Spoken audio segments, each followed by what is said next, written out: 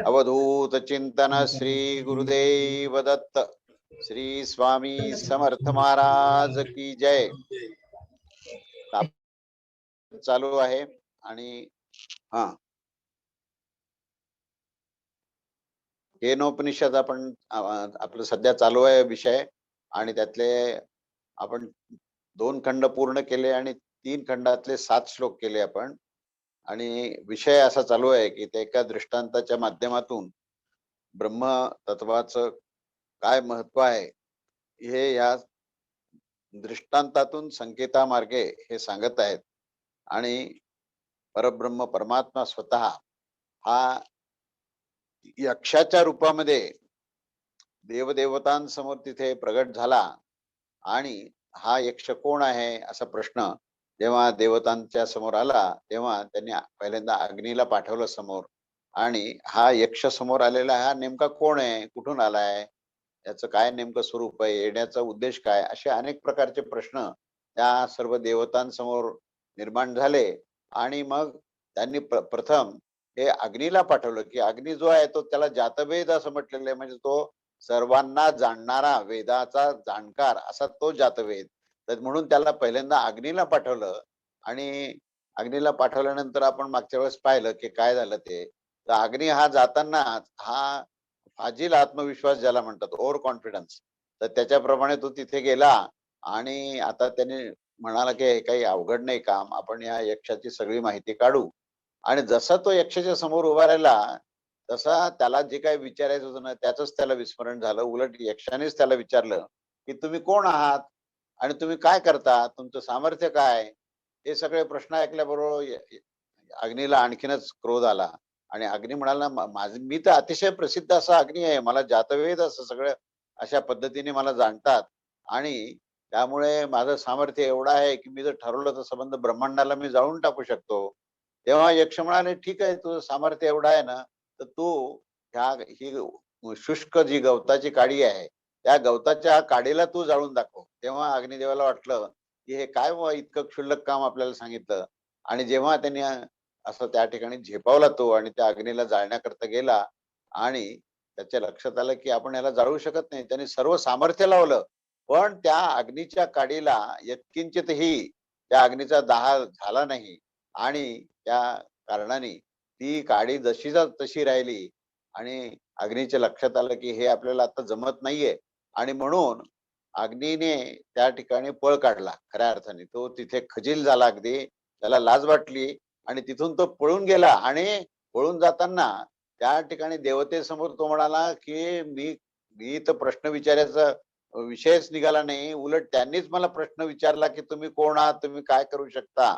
आणि त्या प्रश्नाच्या पुढे मी जेव्हा प्रयत्न केला तेव्हा माझी सगळीच्या सगळी शक्ती ही शून्यवत झाली आणि मी काहीही करू शकलो नाही. आणि हा दिव्य यक्ष कोण आहे हे माझ्या अजिबात लक्षात आलं नाही. असं तो देवदेवतांच्या समोर गेला आणि म्हणाला असा.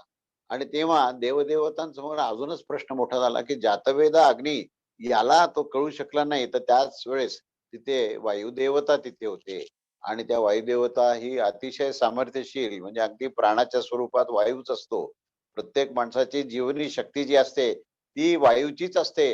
आणि म्हणून तो वायू अत्यंत सामर्थ्यवान आहे अशा प्रकारची ही भावना धारणा असते. म्हणून सर्व देवदेवता आता अग्नीला काय म्हणतात ते बघा. हा खंड 3 आणि श्लोक 7, या 7व्या श्लोकामध्ये आता देवदेवता काय वायुदेवताला काय सांगतात हे आपण ह्या श्लोकात पाहूया. अथ वायू ब्रुवन वायवेदत विजानीहि किमेत. एक चष्मा पे. अथ वायू ब्रुवन वायवेदत विजानीहि किमे तत् यक्षमिति तथेति. त्याचा अन्वय असा आहे की अथ वायू अब्रुवन वायो एतत् विजानीहि एतत् यक्षम किम इति तथा इति. तेव्हा याचा शब्दशः अर्थ असा आहे की वायुदेवता देवतांनी सांगितले की हे वायुदेवा, तुम्ही जाऊन या यक्षाच्या संदर्भामध्ये सर्व प्रकारची परिपूर्ण अशी माहिती आणावी. आणि हा दिव्य यक्ष नेमका आहे तरी कोण आणि कोणत्या उद्देशाने इथे आलेला आहे असं तुम्ही शोधून काढा. त्यावर वायुदेव म्हणाले की होय, हेच तर फार सर्वोत्तम कार्य आहे आणि ते अतिशय सोपं आहे, ते मी निश्चितच करेन. असं त्याला इथे सुद्धा जसा अग्नीला फाजील आत्मविश्वास झाला, तसाच हा आत्मविश्वास म्हणजे हा आत्मविश्वास नव्हता, हा खऱ्या अर्थाने गर्वच होता. तर अतिशय गर्वाने फुलून तो वायू म्हणाला की मी सर्व ब्रह्मांडाला कुठलाही आधार न देता उंच उडवू शकतो. तर या यक्षाची माहिती काढणं मला काहीच अवघड नाही. आणि त्याचा हा संबंध आशय असा आहे की जेव्हा अग्निदेव अयशस्वी होऊन परत आले आणि तेव्हा देवतांनी ह्याच कार्यासाठी अप्रति अप्रति प्रतिमशील म्हणजे अप्रतिम अशी शक्ती असणार, अतिशय दिव्य शक्ती असणाऱ्या त्या वायुदेवास निवडले आणि वायुदेवास सांगितले की हे वायुदेवा, आपण जाऊन त्या यक्षाची संपूर्ण माहिती काढावी की हा यक्ष नेमका कोण आहे.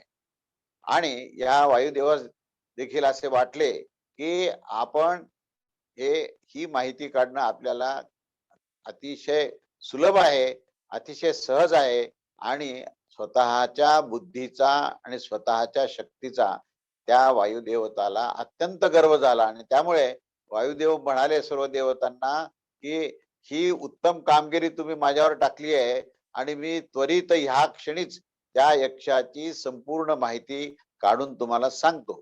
तेव्हा पुढे 8व्या श्लोकात असं म्हणतात की ततभ्य द्रवत तमभ्य वदत कोसिति वायुर्वा अहमस्मित्य अब्रवीन मातरश्वा वा अहमस्मिति तत् अभ्यद्रवत तम अभ्यवदत कह असि इति अब्रवीत अहम यै अहम वै वायुः अस्मि इति अहम वै मातरिश्वा अस्मि इति.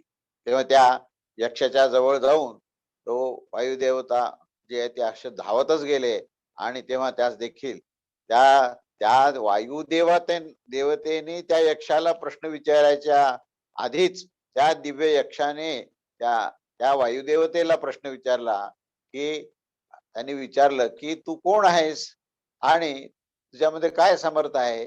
तेव्हा वायुदेवतेने सांगितलं की मी तर अत्यंत प्रसिद्ध असा हा वायुदेव आहे आणि असे ह्या मला मातरिश्वा या नावाने मी प्रसिद्ध आहे. तेव्हा ह्या ठिकाणी आशय असा आहे की वायुदेवतेने असा विचार केला की अग्नी काहीतरी विसरून गेला असेल, नाहीतर यक्षाबद्दलची संपूर्ण माहिती आणणं ही काय फार मोठी गोष्ट आहे का, फार मोठी कामगिरी आहे का, ही अतिशय सुलभ आणि सहज करण्याची कामगिरी आहे असं समजून तो या कामगिरीच्या सफलतेचं श्रेय तर आता मलाच मिळेल या आनंदाने तो वायुदेव त्वरित त्या यक्षाच्या जवळ पोहोचला आणि वायुदेवास आपल्या जवळ आलेला पाहून यक्षाने त्याला प्रश्न विचारला की तुम्ही कोण आहात. वायूने पण स्वतःचे गुण गौरवाचे आणि अत्यंत गर्वाने उत्तेजित उत्तेजित होऊन असं उत्तर दिलं, मी तर प्रसिद्ध वायू आहे, माझे अत्यंत गौरवमय व रहस्यपूर्ण नाव तर मातरिश्व असे आहे. तेव्हा पुढच्या श्लोकात यक्षरूपी ब्रह्मने त्या वायूस काय विचारलं ते बघा की तस्मिन् स्वाती किम वीर्यम इति अपिदम सर्वम आददीयम यदिदम पृथिवीव्याम इति. अन्वय असा आहे की तस्मित त्वयि किम वीर्यम इति इति अपि पृथिव्याम यत इदम इदम सर्वम आदिदीयम इति. त्याचा शब्दशः अर्थ असा आहे की वर सांगितलेल्या हे नाम असणाऱ्या तुझं वायूमध्ये हे आता मला हे सांग की तुझ्यामध्ये काय सामर्थ्य आहे. पहिला प्रश्न विचारला की तू कोण आहेस, तर दुसऱ्या या 9व्या श्लोकाच्या निमित्ताने त्याला प्रश्न विचारतायत की तुझ्यामध्ये काय नेमकं सामर्थ्य आहे हे मला दाखव. तेव्हा वायूने असं उत्तर दिलं की जर मी अशी इच्छा करेन की ह्या पृथ्वीवर जे जे काही आहे त्या सर्वांस उचलून घेऊन आकाशात उडवून दे, हे माझं सामर्थ्य आहे असं अतिशय गर्वाने तो म्हणाला. तेव्हा या सगळ्या विधानाचा आशय असा आहे की वायूची पण त्या अग्नीप्रमाणेच ही गर्भोक्ती ऐकून ब्रह्मतत्वाने त्या वायूस तसाच अजाणपणा दाखवत आणि बोलण्यास सुरुवात केली. म्हणजे त्या यक्षाने चेहऱ्यावर अजाणपणा दाखवला की आपल्यामध्ये काहीच माहिती नाही, आपल्याला वायूबद्दलही माहिती नाही, अग्नीबद्दलही माहिती नाही, अशीच भूमिका ही अजाणतेपणाची भूमिका घेतली. वास्तविक तो परब्रह्म परमात्मा होता पण त्या ठिकाणी त्यांनी त्या यक्षाच्या रूपात असं सोंग केलं, अशा रीतीने दाखवलं, की मला खरंच काही माहिती नाही.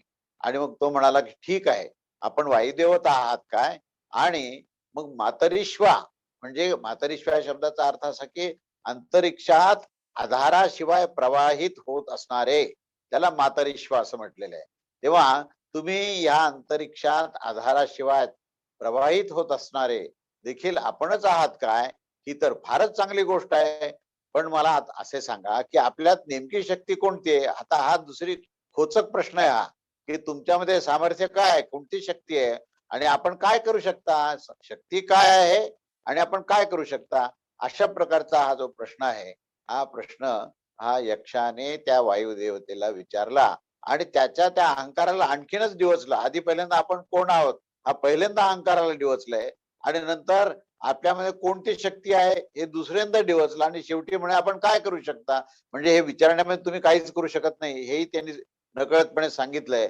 आणि ज्यावेळेस एखाद्या सामर्थ्यवान पैलवानाला सांगितलं, की तू या मुंगीला चिरडून दाखव, तर त्या पैलवानाला काय वाटेल? अरे, हे माझ्या सामर्थ्यावर शंका घेतात आणि माझ्या अहंकाराला दुखवतात, असं त्या पैलवानाला वाटेल. तसं या वायुदेवाला सांगितलं, की तुम्ही कोण आहात? आणि ते विचारलं.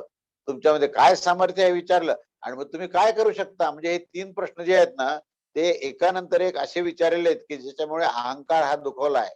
आणि आधीच तो गर्वाने फुलून, अतिशय अहंकाराने फुलून तो तिथे आलाय आणि त्या फुललेल्या अहंकाराला यांनी टाचणी लावली. म्हणजे एखाद्या फुललेल्या फुगाला जर एखाद्याने टाचणी लावली तर काय होतं माहिती आहे तुम्हाला? की तो फुगा मोठा आवाज करून फुटतो आणि नंतर त्याचं सामर्थ्य शून्य झालंय असं दिसतं. तर तेच करण्याकरता म्हणून या परब्रह्म परमेश्वराने यक्षाचं रूप धारण केलं आणि त्या वायुदेवतेला म्हटलं, की "तुम्ही काय करू शकता? काय करू शकता?" म्हणताना या प्रश्नाचंच उत्तर आहे, की "तुम्ही काहीच करू शकत नाही." तेव्हा या प्रश्नामुळे तो वायुदेव हा अग्नीप्रमाणेच गर्वाने युक्त झालेला असल्यामुळे तो अतिशय त्याचा गर्वाला तिथे दुःख पोहोचलं. दुखला त्याचा अहंकार आणि मग मी जर इच्छा केली तर या साऱ्या भूमंडलामध्ये जे काही दृश्यमान होत आहे त्या सर्वांनाच मी आधाराविनाच उचलून घेईन आणि वर उंच आकाशात उडवून देईन, अंतरिक्षामध्ये पाठवून देईन. असं माझं सामर्थ्य आहे, असं अतिशय गर्वाने हा त्या ठिकाणी म्हणाला. आणि त्याच्यानंतर पुढली घटना काय ही 10व्या श्लोकात सांगितले, की तस्मै तृणम निदधावे तदाद तत्स्वेती तदुपप्रेयाय सर्वजवेन तन्न शशाकादातु सतत एव निववृते नैत दशकम विज्ञातुम यदेतत् यक्षमैती. अन्वय असा आहे की तस्मै तृणम निदधौ एतत् आदस्त्वम इति सर्वजवेन तत् उपप्रेयात तत् अदातुम न एव शशाक ततः निववृत्ते एतत् विज्ञातुम न अशकम एतत् यक्षम यत इति. तेव्हा त्याचा शब्दशः अर्थ असा आहे की तेव्हा त्या दिव्य यक्षाने त्या वायुदेवासमोर एक शुष्क गवताची काडी ठेवली आणि असं सांगितलं की ठीक आहे, तुझ्यामध्ये खूप सामर्थ्य आहे, तू ह्या सगळ्या पृथ्वीवरच्या सगळ्या गोष्टीवर तू उडून देऊ शकतोस.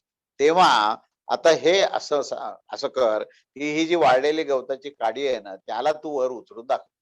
तेव्हा वायूचा अहंकार हा आता खऱ्या अर्थाने फुटल्यासारखा झाला. म्हणजे पहिले 1, 2, 3, 4 आणि 5वी जी आहे ती पिन टोचली त्याला आणि म्हटलं, की "आता ही वाळलेलं गवताचं काडी तू उचलून दाखव." म्हणजे तुम्ही कल्पना करा, की एकानंतर एक जे प्रश्नाचा भडीमार केला आणि शेवटी सांगितलं, की "आता तू ही वाळलेली गवताची काडी जी आहे, ती तू उडवून दाखव." परंतु ही उडवणं या असं वायूला वाटलं, की काय क्षुल्लक काम दिलंय मला आणि ही अशी वाळलेली गवताची काडी उडवण्याचं सांगण्याचं म्हणजे माझा खरंच अपमान केला यांनी. आता ही बघूया आपण, की ही अशी काडी पुन्हा दिसेनाशी होईल, इतकी ती असं म्हणतात या अंतरिक्षात पाठवून देऊ आपण आणि या यक्षाला योग्य उत्तर देऊ. म्हणून त्यांनी आपली सर्व शक्ती त्या ठिकाणी लावली, परंतु त्यास उडविण्यासाठी वायूचे कोणत्याही प्रकारचे सामर्थ्य तिथे कामी आलेले नाही. तेव्हा हे सगळं सामर्थ्य लावूनही काही होत नाही असं पाहून वायू जो आहे तो लज्जित झाला. त्याला लाज वाटली आपली आणि तिथून तो परत फिरला आणि देवतांसमोर जाऊन उभा राहिला आणि तिथे बोलला देवतांसमोर, की यक्षाचे वास्तविक रूप समजण्यास मी असमर्थ झालोय. मला काहीही कळालं नाही. तेव्हा तो हा दिव्य यक्ष कोण आहे हे मला समजलंच नाही. तेव्हा या सगळ्या बोलण्याचा आशय असा आहे, की वायुदेवतेची पुन्हा तशीच ती गर्भोक्ती ऐकून सर्वात सत्ता शक्ती देणारे परब्रह्म परमेश्वराने त्या देवाच्या वायुदेवाच्या समोर एक शुष्क गवताची काडी ठेवली आणि म्हणाले, की तुम्ही जर सर्वांना उडू शकत असाल, तर तेव्हा अतिशय अल्प असं तुमचं बळ लावा आणि या शुष्क गवताच्या काडीला ओढून दाखवा. वायुदेवाने या प्रसंगास आपला अपमान समजला आणि त्वरेने ते त्या गवताच्या काडीजवळ आले आणि त्यास उडविण्याचा प्रयत्नास प्रारंभ केला. पण जेव्हा ती गवताची काडी उचलली, उडलीही नाही आणि उचलली सुद्धा नाही, तेव्हा मात्र वायुदेवताने आपली संपूर्ण शक्ती लावली आणि पुन्हा एकदा त्याला उडवण्याचा प्रयत्न केला. परंतु त्या शक्तिमान परमात्म्याच्या द्वारे वायूस जी शक्ती प्रदान करण्याचे कार्य जे असते ते या ठिकाणी सर्वथा थांबविले. म्हणजे परमेश्वराने काय केलं, की त्याच्या बुद्धीमध्ये भ्रम निर्माण केला. अहंकारी माणसांच्या बुद्धीमध्ये फार लवकर भ्रम निर्माण करता येतो आणि एकदा भ्रम निर्माण झाला ना, की माणसाला असं वाटतं मीच सगळं काही करतो आणि मीच सर्व काही करतो असं म्हणत असताना तत्क्षणी त्याला परमेश्वराचं विस्मरण होतं. तर ही या ठिकाणी शक्ती काढला म्हणजे काय केलं? खरं म्हणजे परमेश्वर कधी कुठली शक्ती काढत नाही आणि ठेवत नाही. तो सर्वत्र समान सगळीकडे असतो. फक्त प्रश्न त्याच्या स्मरणाचा आणि विस्मरणाचा असतो. जेव्हा विस्मरण झालं, तेव्हा समजायचं की परमेश्वराची शक्ती काढली आहे आणि जेव्हा स्मरण झालं, तेव्हा परमेश्वराची शक्ती आहे. कमीत कमी विस्मृती होऊ नये. स्मरण जरी नाही झालं तरी चालेल. मनुष्य सहज अवस्थेमध्ये जरी असला, तर परमेश्वराच्या शक्तीचा विनियोग तो करू शकतो. पण ज्या क्षणी त्याला अहंकार झाला आणि ज्या क्षणी त्याला असं वाटतं, की माझ्यामुळेच हे सगळं घडतंय. घरचा जो प्रमुख मनुष्य असतो ना, तो म्हणतो माझ्यामुळेच हे घर चालतं बरं का. मी एवढी मेहनत करतो, इतकं पैसे कमवतो आणि मग सगळ्या मुलाबाळांना त्यांच्या खाण्यापिण्याची व्यवस्था, त्यांची शिक्षणाची व्यवस्था करतो. माझ्यामुळेच हे मुलं मोठे झाले. माझ्यामुळेच ह्यांना नोकऱ्या मिळाल्या. माझ्यामुळेच ह्यांचे लग्न झाले. माझ्यामुळे ह्यांचे पुढचे संसार चालू आहेत. सर्व काही आहे तो मीच आहे. आणि ज्यावेळेस काही समस्या आली, तेव्हा परमेश्वराचं स्मरण होतं. तोपर्यंत होत नाही. जोपर्यंत मी आणि माझं हे 2 शब्द तो वापरतो, तोपर्यंत त्या ठिकाणी परमेश्वराच्या शक्तीचा अभाव आहे. अशा प्रकारची स्थिती येते. म्हणून इथे जे म्हटलंय ना, की परमेश्वराने त्या वायुदेवतेच्या मधली शक्ती ही काढून घेतली म्हणजे काय झालं? तर तेही कळणं आवश्यक आहे. कारण तो शक्ती काढतोय किंवा ठेवतो असं नव्हे, तर त्या व्यक्तीचा किंवा त्या विशिष्ट प्रकारच्या त्या शक्तीचा त्याला अभिमान होतो, अहंकार होतो, त्याला त्याचं ममत्व निर्माण होतं आणि त्याला परमेश्वराचं विस्मरण होतं आणि ह्या विस्मरणामुळे त्याला त्या शक्तीचं अस्तित्व आहे का नाही याची सुद्धा त्या ठिकाणी जाणीव राहत नाही आणि तो हतबल होतो. अशा प्रकारे तो अग्नीप्रमाणेच तो हतबद्ध झाला, हतप्रभ झाला आणि वायुदेव देखील मग लाजेने आपले शिर झुकवून तेथून तो परत फिरला आणि देवतांसमोर जाऊन म्हणाला, की मी तर यथायोग्यपणे असे जाणूच शकलो नाही, की नेमका हा यक्ष कोण आहे? अशा प्रकारचा त्याला हा मोठा प्रश्न पडला आणि त्याने ते मान्य केलं, की हे मलाही समजलं नाही. तेव्हा पुढे आता काय स्थिती आहे हे बघा पुढच्या 11व्या श्लोकामध्ये. अथेंद्रमब्रुवन् मदं वन्ये तद विजानीहि किमे तद यक्षमिति तथेति यदम्यद्रवत तस्मात् तिरोधते.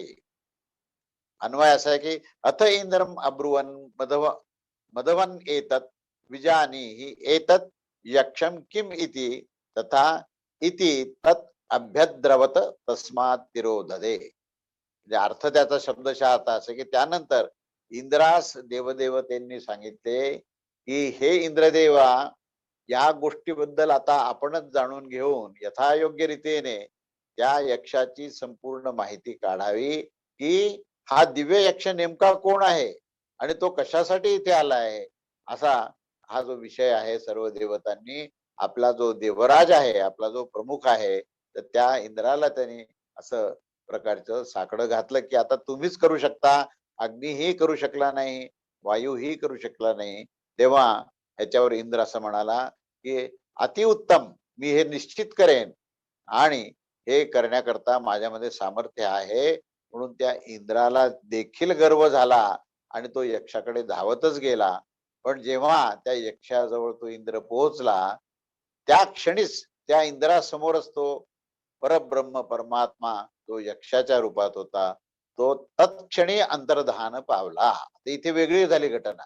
त्या दोघांच्या बाबतीत जे घडलं ते तसं हे घडलं नाही, तर वेगळ्या प्रकारचं झालं. तेव्हा त्याचा आशय असा आहे, की जेव्हा अग्नी आणि वायू सारखे हे अतिशय अप्रतिम शक्तिशाली व बुद्धिसंपन्न देवता सुद्धा जेव्हा असफल होऊ शकतात, त्यावेळेस त्या देवदेवतांना असं वाटलं, की ह्या यक्षासमोर आता ही माहिती काढण्याकरता ही कोण करू शकेल, असं देवतांनी विचार करायला सुरुवात केला. आणि तेव्हा त्यांच्या लक्षात आलं, की स्वयं देवराज इंद्रच ह्या ठिकाणी जर त्यांनाच जर आपण निवडलं तर त्यांना निश्चितच यश मिळेल. आणि ह्या विचाराच्या अनुसार देवतांनी इंद्रराजास या कामासाठी निवडलं आणि इंद्रास म्हटलं, की हे महाबली देवराज इंद्र, आपण आताच त्वरित जाऊन यक्षाची संपूर्ण माहिती आणावी, की हा यक्ष नेमका कोण आहे आणि आपल्याशिवाय हे कार्य कोणीही करू शकत नाही. तेव्हा आपल्याशिवाय अन्य कोणापासूनही या कार्यात यश मिळण्याची शक्यताच नाही.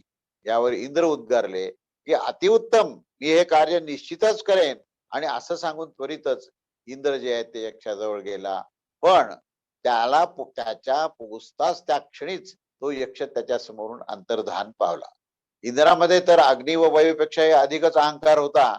आणि ह्यासाठीच ब्रह्मने म्हणजे परब्रह्म परमेश्वराने इंद्रास संवाद करण्याची ही संधी दिली नाही. आता ही वेगळी परिस्थिती बदलली आहे आणि त्या बदलत्या परिस्थितीमध्ये परमेश्वराने जो काही निर्णय घेतलाय किंवा जी भूमिका घेतली आहे ती विलक्षण आहे आणि त्याचा बोध घेणं आवश्यक आहे.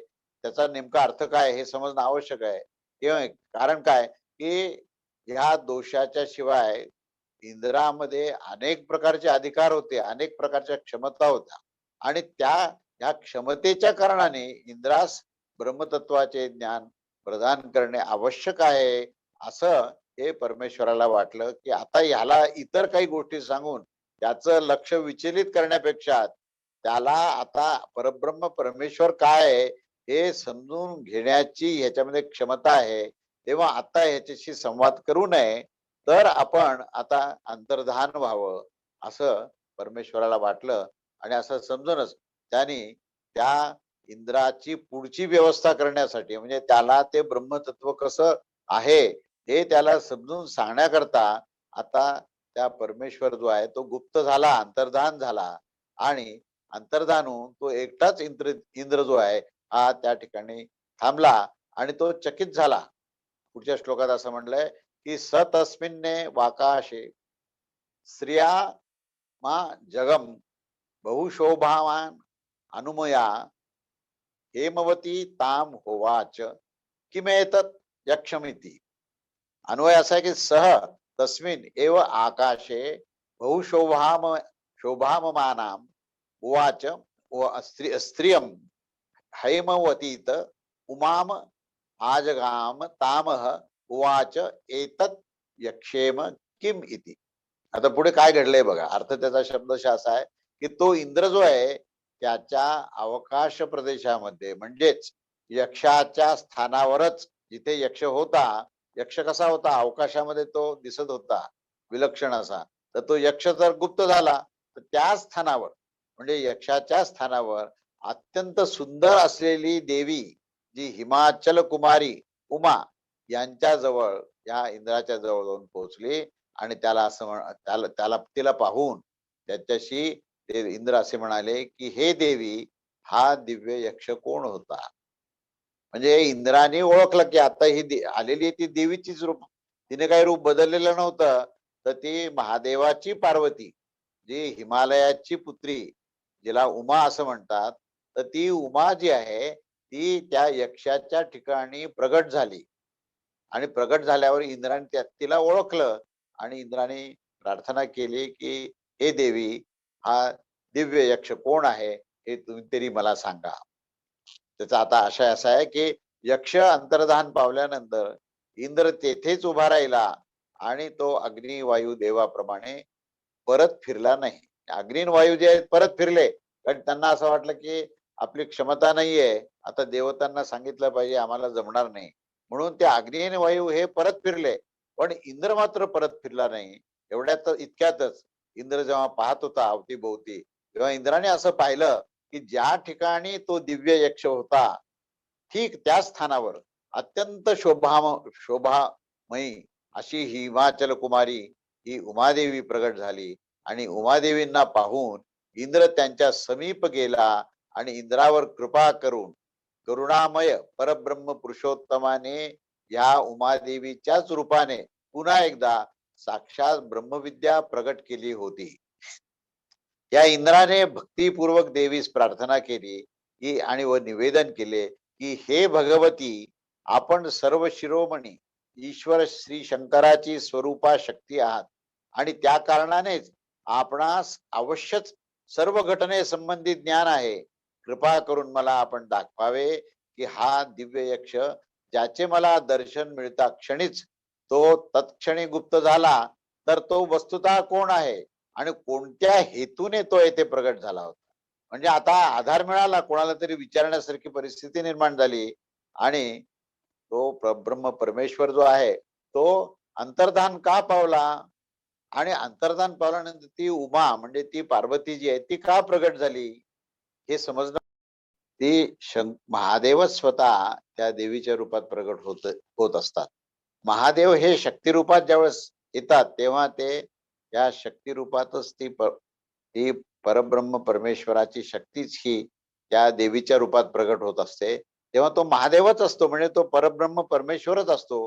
म्हणजे तो यक्ष हा तिथून गुप्त झाला आणि तो स्वतःच या शक्तीच्या रूपात प्रगट झाला, हे समजणं महत्वाचं आहे. तर का झाला, तर जेव्हा तुम्हाला ज्ञान द्यायचं आहे ना, तेव्हा सर्वात उत्तम ज्ञान देणार कोण असेल, तर ती आई असते. प्रत्येक लहान मुलाला जन्म झाल्यानंतर ते पहिलं गुरुचं पद कोणाकडे असतं, गुरुच्या स्वरूपात कोण असतं आणि अगदी अतिशय सुलभ करून ज्ञान देणारी कोण असते, तर ती आई असते.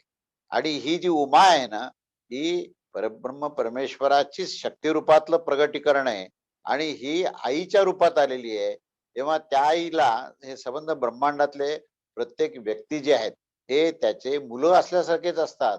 आणि मुलाला वडील ज्ञान देत नसतात, तर खऱ्या अर्थाने ज्ञानाची सुरुवात ही मुलाला ज्ञान देण्याकरता आईच येत असते, हे आपल्याला समजणं आवश्यक आहे.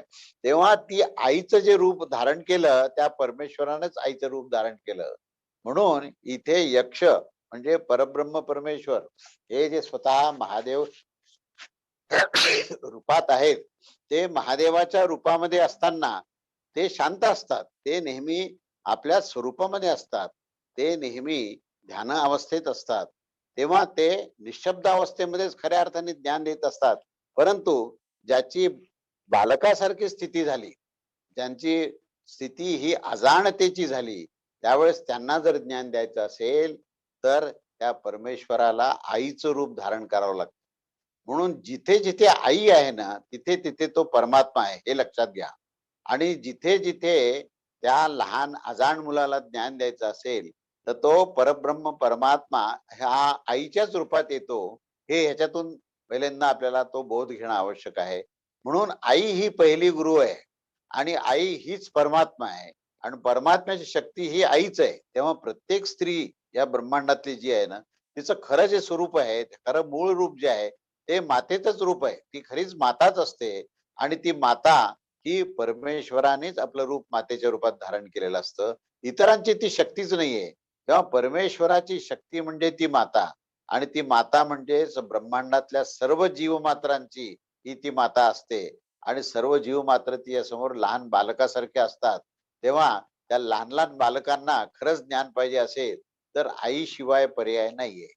आणि म्हणून त्या महादेवाने त्या देवीचं रूप धारण केलं, म्हणजे स्वतःमधलीच शक्ती ही प्रगट केली आणि त्या शक्तीच्या रूपात ती जी देवी आहे, ती देवी ही ज्ञान देणारी आहे, याचं आकलन त्या इंद्राला झालं. आणि म्हणून तो इंद्र जो आहे त्याने जाणलं की ही जी काही समोर प्रगट झालेली जी माता आहे, जी देवी आहे, ती जी आहे ती ज्ञान देण्याकरता योग्य आहे. जाणकार पुष्कळ लोक असतात हो, पण ते जाणकार जे असतात की नाही, ते जाणकार ते ज्ञान देण्याकरता सक्षम असतात का? ज्ञान देणं हा विषय वेगळा आहे आणि ज्ञान प्राप्त करणं हा विषय वेगळा आहे. एखाद्याला ज्ञान प्राप्त असू शकतं, पण तो ज्ञान देऊ शकत नाही. तर ज्ञान देण्याकरता आईच व्हावं लागतं, हे लक्षात घ्या.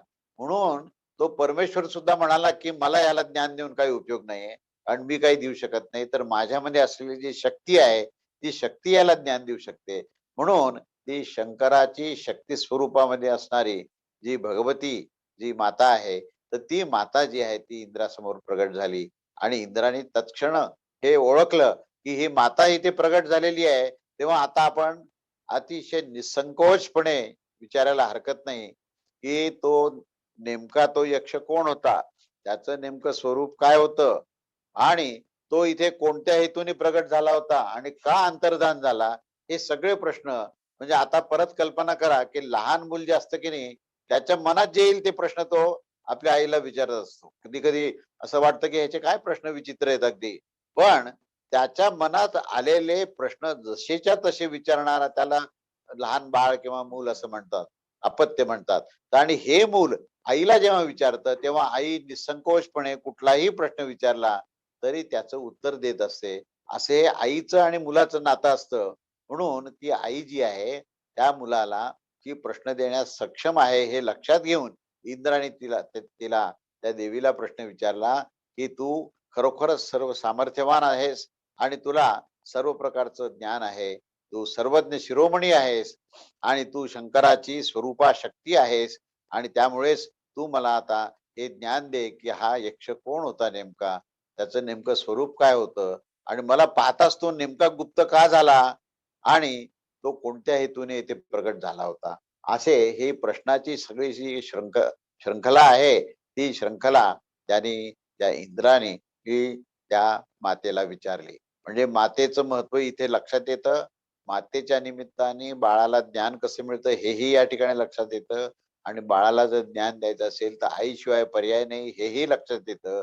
आणि परमेश्वराला जर ज्ञान द्यायचं असेल, तर तो आपल्या शक्तीच्या रूपातूनच ज्ञान देऊ शकतो, हे आपल्या लक्षात येतं. तेव्हा बहुतांशी अनेक गोष्टी या ठिकाणी सांगितलेल्या आहेत. आणि आता या प्रश्नाचं उत्तर देण्याकरता ही इथेच माता आलेली आहे आणि मातेने आता या ठिकाणी प्रश्नाचं उत्तर काय आहे हे आता हा तिसरा खंड या ठिकाणी संपला आहे आणि आता चतुर्थ खंड आपण आता प्रारंभ करत आहोत. तेव्हा चतुर्थ खंडाची ही सुरुवात आपण जी आहे ती आता हे मातेचं आणि इंद्राचं काय संवाद झालेत आणि इंद्राला जे काही ज्ञान हवं होतं ते मातेने कशा प्रकारचं इथे सांगितलं आहे हे अतिशय रोचक असं आहे आणि उद्बोधक असं आहे.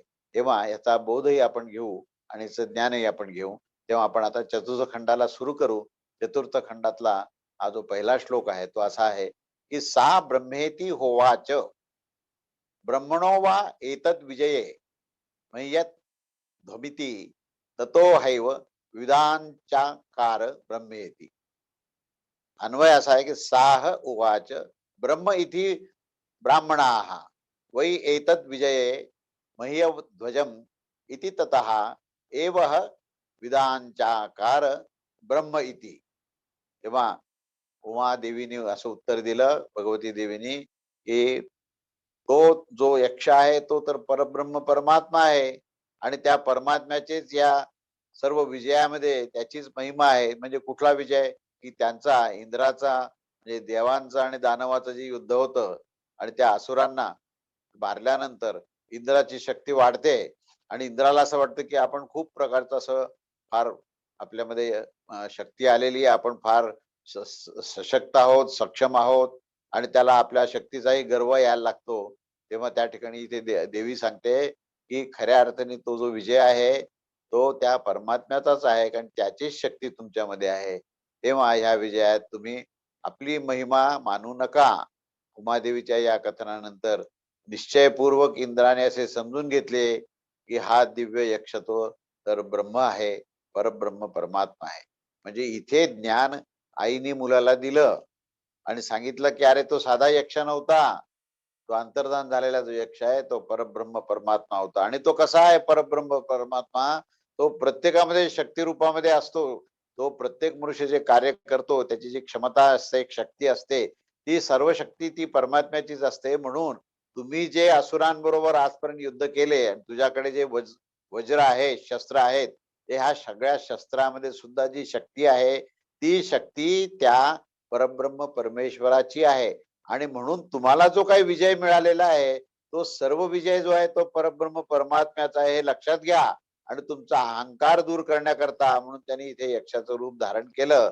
आणि तुमचा त्या ठिकाणी उद्धार व्हावा, तुम्हाला ज्ञान प्राप्त व्हावं, तुम्हाला बोध प्राप्त व्हावा, तुम्ही निरहंकारी व्हावं आणि परमेश्वराचं भक्त व्हावं, या उद्देशाने तुमच्यावर दया करण्याकरता ते यक्षाच्या रूपात आले.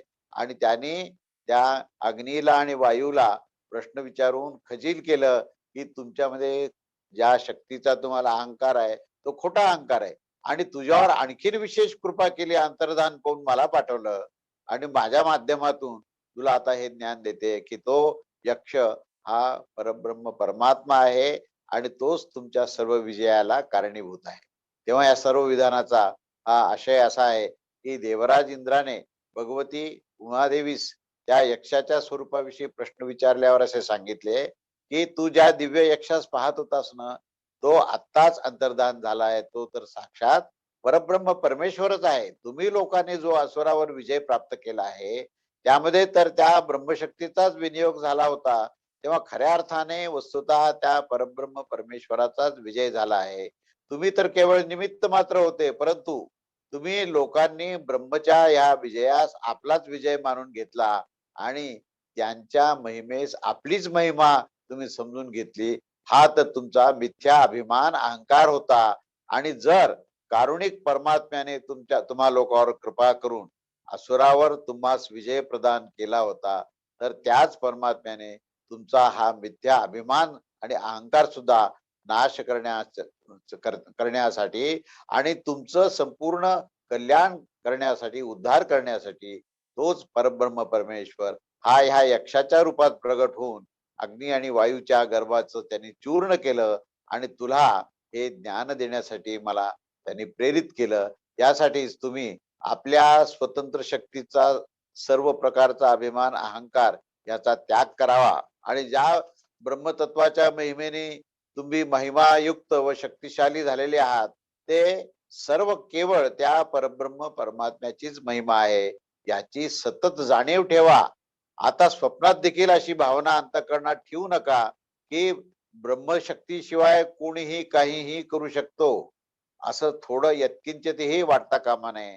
तेव्हा उमादेवीच्या या उत्तराने देवतांमध्ये सर्वप्रथम इंद्रास असा निश्चय झाला, की यक्षाच्या रूपामध्ये स्वयं ब्रह्मच म्हणजे परब्रह्म परमात्माच आले होते. तेव्हा त्या अग्नी व वायुदेवासमोर ते प्रगट झाले होते. असं हे इंद्राचं आकलन झालं. आणि त्या इंद्राच्या आकलनानंतर सर्व देवदेवतांना सुद्धा हे ज्ञान त्यांनी दिलं.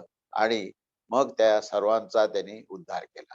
अशा प्रकारे हे पुढचा भाग आपण पाहूया, की हे जे आहे ना, हा चौथ्या खंडातला हा उमादेवीने ह्या प्रकारचा इथे उपदेश केला त्याला. आणि हे अतिशय महत्वाचं असं हे ज्ञान दिलं. त्यानंतर ह्या पुढचा श्लोक असा आहे, की तस्माद् वा एते देवा अतितरामिवा ज्ञान देवान यद अग्निर्वायुर इंद्रसे हे नन्येन अधिष्टम अस्पृशस्ते हेनन प्रथमो विधांच कार. म्हणजे अन्वय असा आहे, की तस्माद वै एते देवाः यत अग्निः वायुः इंद्रः अन्यान देवान अतितराम इव हि ते एनन नेदिष्टम अस्पृशुः ते हि एनन प्रथमः विधांचकार ब्रह्म इति. अर्थ असा आहे, की या कारणाने या ज्या काही तीन देवता ज्या काही अग्नी वायू आणि इंद्र यांच्या नावाने ज्या प्रसिद्ध आहेत आणि दुसऱ्या चंद्रमा आणि इतर देवतांच्या तुलनेत, तर असं वाटतं की हे तीन देवता निश्चितच श्रेष्ठ आहेत. कारण की त्यांनीच तर या अत्यंत प्रिय आणि अत्यंत समीप आलेल्या ह्या परमेश्वराच्या दर्शनाचा त्यांना स्पर्श झाला आहे. आणि त्यांनीच तर या परमात्मरूपी यक्षास सर्वात प्रथम जाणून घेतलं आहे. तेव्हा या साक्षात परब्रह्म परमात्म्याचाच त्यांचा संबंध आला, त्यांचा स्पर्श आला आणि त्यांना ज्ञान प्राप्त करण्याची संधी मिळाली. म्हणजे ते तिन्ही श्रेष्ठ आहेत असं ही श्रुती त्या ठिकाणी विवेचन करते. तेव्हा सर्व देवतामध्ये अग्नी वायू आणि इंद्रास हे परमश्रेष्ठ मानलं आहे. म्हणून आपल्या प्रत्येक यज्ञाच्या ज्यामध्ये हे अग्नीला पहिल्यांदा अग्नये स्वाहा अशा प्रकारचं आपण अग्नीचं स्मरण करतो, वायूचं स्मरण करतो आणि प्रजापती इंद्राचं सुद्धा आपण स्मरण करतो. कारण की हे तिन्ही श्रेष्ठ आहेत. कारण या तिघांनीच ह्या ब्रह्मतत्वाचा स्पर्श त्यांच्या दर्शन प्राप्तीच्या माध्यमातून प्राप्त केलेला आहे. परब्रह्म परमात्म्याचा त्यांच्या दर्शनाच्या निमित्ताने परिचय प्राप्त करण्याच्या प्रयत्नात ते प्रवृत्त होण्याचा आणि त्यांच्याबरोबर संवाद साधण्याचं परमभाग्य हे त्यांना प्राप्त झालेले आहे.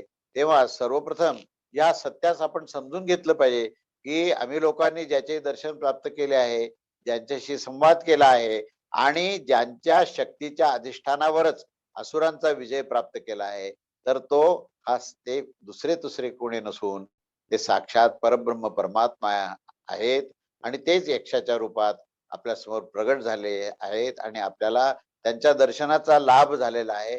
तेव्हा हे तीनही अतिशय श्रेष्ठ आणि भाग्यवान आहेत. तेव्हा सारांश असा आहे की या ठिकाणी ज्या सौभाग्यशाली महापुरुषांना कोणत्याही कारणाने भगवंताचे दिव्य स्पर्शाचे महाभाग्य प्राप्त झालेले असते, ते त्या परमेश्वराचे दर्शन स्पर्श आणि त्यांच्याशी सुसंवाद करण्याची जी दिव्य संधी प्राप्त केली गेली आहे, त्या परमात्म्याचीच महिमा या पुढील मंत्राद्वारे इंद्रादी देवतांचे उदाहरण देऊन केलेले आहे.